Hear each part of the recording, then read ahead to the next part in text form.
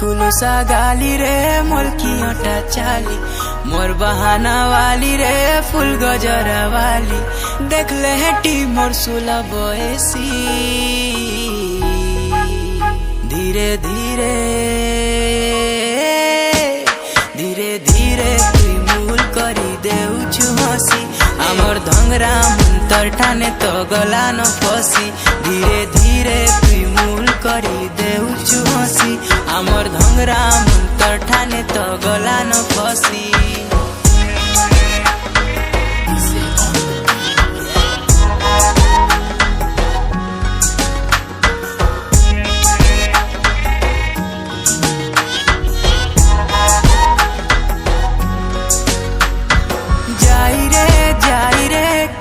कला जाई गाले चौकी करी अच्छे रे गाले चौकी करी अच्छे हल्दी गा जेते दुई दिल भी गाले लटकी करी अच्छे रे गाले लटकी करी अच्छे तिरछी नजर मारी रे चेहरा देखी करी तिरछी नजर मारी रे चेहरा देखी करी नहीं जा बौला खसी